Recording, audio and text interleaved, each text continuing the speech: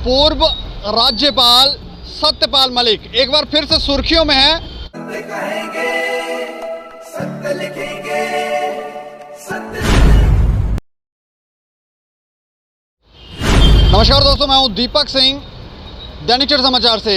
पूर्व राज्यपाल सत्यपाल मलिक एक बार फिर से सुर्खियों में है और उसकी वजह यह है कि जम्मू कश्मीर के अलावा 16 ठिकानों पर छापेमारी की गई है और इस छापेमारी जो है वो इस संदर्भ में की गई है कि जब राज्यपाल साहब, पूर्व राज्यपाल सत्यपाल मलिक जी जब जम्मू कश्मीर के राज्यपाल थे, अभी तो वो मेघालय के राज्यपाल हैं, लेकिन जब वो यहाँ पर राज्यपाल थे तो उनको 2 फाइलों के, उन्होंने जो बताया था कि 2 फाइलें थी जिसमें उनको इशारों में बताया था कि 150 करोड़ रुपए जो है वो मिल सकते हैं। मतलब रिश्वतखोरी से जुड़ा हुआ ये मामला था और उन्होंने इसके ऊपर प्रश्न चिन्ह लगाया था। उसके बाद इन्वेस्टिगेशन जो थी वो शुरू हो गई थी और इसी संदर्भ में 16 ठिकानों पर आज छापेमारी की गई है। इस खबर को हम आपको विस्तार से बताने जा रहे हैं क्योंकि हमें नहीं लगता कि आप भूले होंगे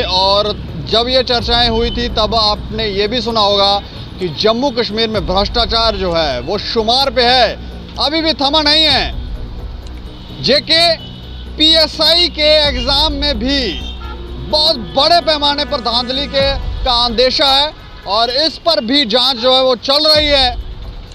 लेकिन वो वाला मामला जो सत्यपाल मलिक से जुड़ा हुआ मामला था उसमें जांच हुई है, उसमें 16 ठिकानों पर आज छापेमारी की है। विस्तार से खबर हम आपको बताने।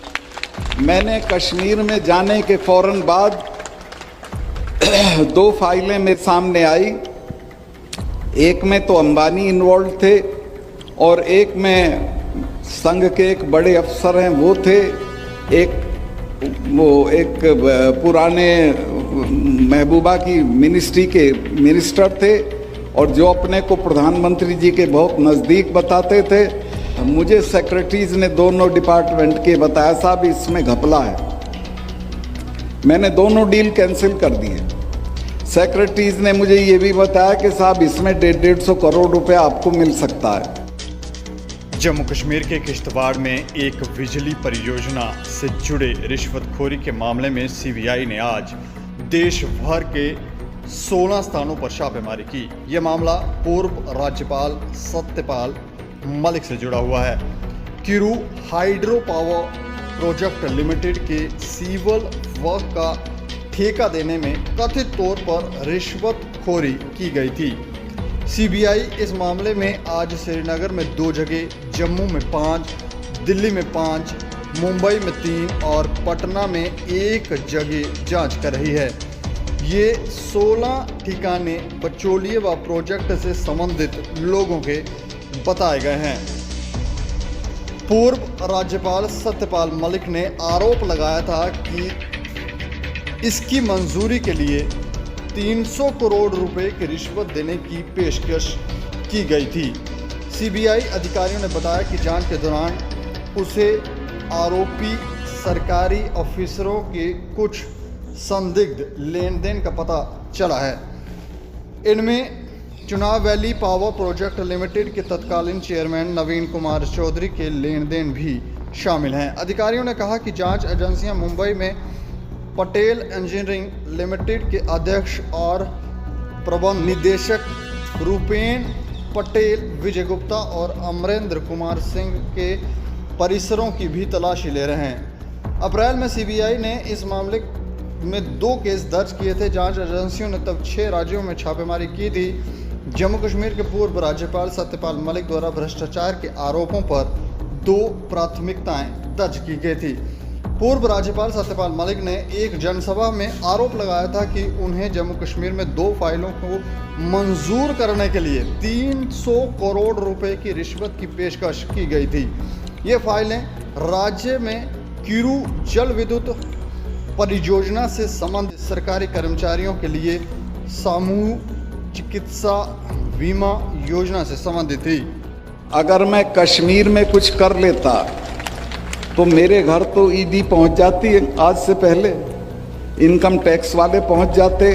आज मैं सीना ठोक के कह सकता हूं कि प्रधानमंत्री के पास सारी संस्थाएं हैं, सब कुछ है और मेरी सारी जांच करा लें, मैं इसी तरह बेधड़क रहूंगा चूंकि मेरे पास कुछ नहीं। मैंने कश्मीर में जाने के फौरन बाद 2 फाइलें मेरे सामने आई। एक में तो अंबानी इन्वॉल्व थे और एक में संघ के एक बड़े अफसर हैं वो थे, एक पुराने महबूबा की मिनिस्ट्री के मिनिस्टर थे और जो अपने को प्रधानमंत्री जी के बहुत नज़दीक बताते थे। मुझे सेक्रेटरीज ने दोनों डिपार्टमेंट के बताया साहब इसमें घपला है। मैंने दोनों डील कैंसिल कर दिए। सेक्रेटरीज ने मुझे ये भी बताया कि साहब इसमें 150 करोड़ रुपए आपको मिल सकता है। मैंने कहा मैं तो 5 कुर्ते पजामे लेके आया हूँ, ऐसे ही चला जाऊँगा। लेकिन एहतियातन मैंने प्रधानमंत्री जी से वक्त लिया और उनसे मिलने गया और उनको मैंने कहा कि साहब ये फाइल है, ये इसमें घपला है, ये लोग इसमें इन्वॉल्व हैं, ये आपका नाम लेते हैं, आप मुझे बताएं क्या करना है। अगर इसे कैंसिल नहीं करना है तो मैं छोड़ देता हूँ, किसी दूसरे को लगा दीजिए मेरी जगह, लेकिन मैं रहूँगा तो इसको होने नहीं दूँगा। मैं इस बात की तारीफ करूँगा प्रधानमंत्री कि उन्होंने कहा कि नहीं सतपाल, करप्शन पे कोई कॉम्प्रोमाइज़ नहीं की ज़रूरत है। मैंने वो किया और कश्मीर में जो इतनी करप्ट स्टेट है कि आप अंदाज ही नहीं लगा सकते हो। सारे देश में कमीशन 5-4% मांगा जाता है, कश्मीर में 15% मांगा जाता है। उस स्टेट में दहशत हो गई और मेरे रहते कोई करप्शन का बड़ा काम नहीं हुआ।